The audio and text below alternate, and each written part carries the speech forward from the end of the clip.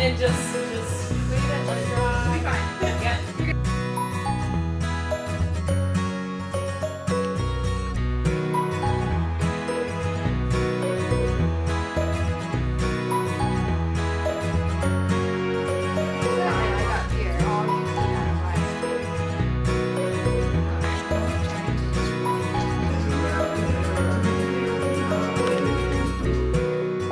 Today is a celebration of love, of commitment, of friendship, of family, and of two people who are in it forever. You don't have to have a ceremony to have a marriage, and when you think about it, the whole thing is kind of weird, right? You're standing on a stage, looking fancy, holding flowers, and being stared at by pretty much anyone who has meant anything to you in the past 20-something years.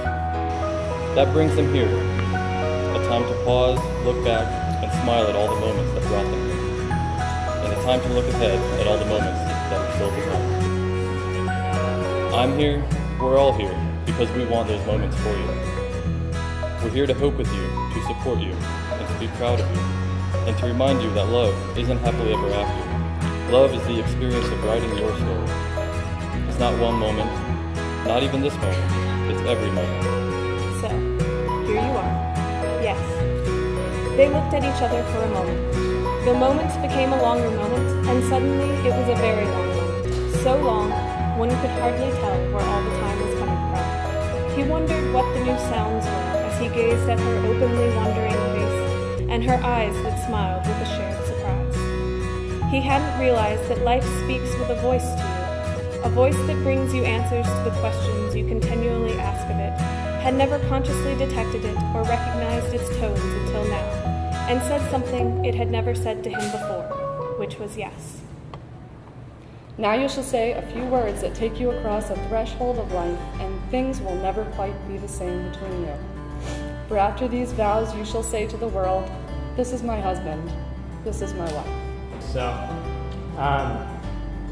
that the fact that I don't have to filter anything with you is what love means to me, and you're the one that showed me what that means. The fact that I can share with you completely myself.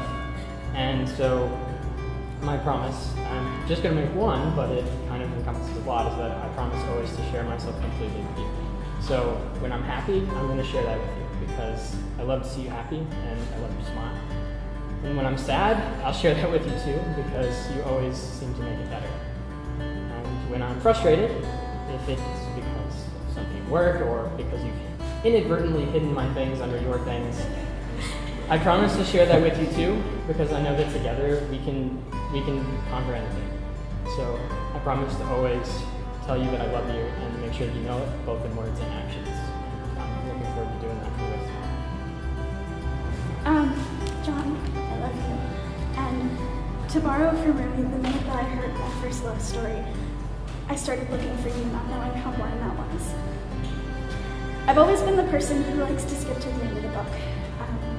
I peek at the last page, and I spend the entire process of reading the book trying to figure out how everything flows into that last chunk. It's not possible to do that with life, but in some ways I've tried to. We hear stories often that culminate in this final act of love, whether it's the recognition that it exists or something grander.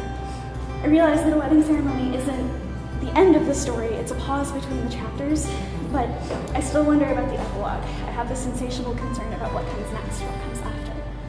So I know that I love you, and I know that I love you most, and that I loved you first, but I also know that I'll love you more tomorrow, and that this will be true forever. I knew I loved you first when you bought me a replacement nut for my dad's guitar. I knew I loved you again when you bought me a pack of my favorite pens. These are the sort of practical gifts that you can build a life on. I think about you standing next to me at funerals and being in my corner for every fight.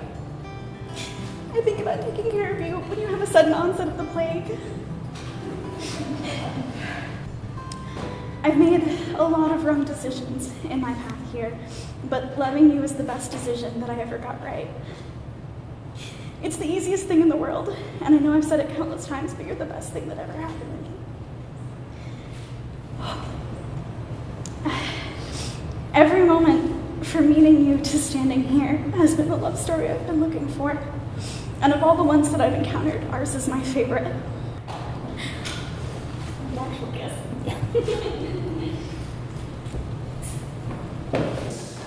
May you want one another, but not out of lack. May you look for things to praise, often say, I love you, and take no notice of small faults. May you have happiness, and may you find it making one another happy. May you have love, and may you find it.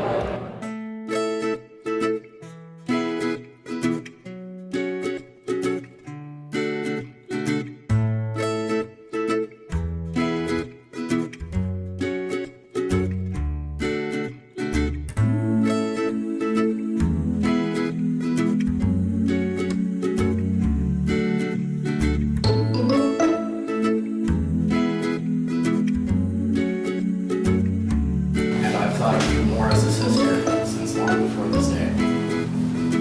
It's been a pleasure to watch both you and John grow closer together.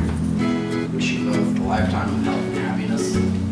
So I'll raise our glasses to John and Dennis. And had a great grandchild. It was nothing like any previous experience in a boat we'd had before. And there was a moment Des could not take it anymore. She just lost it.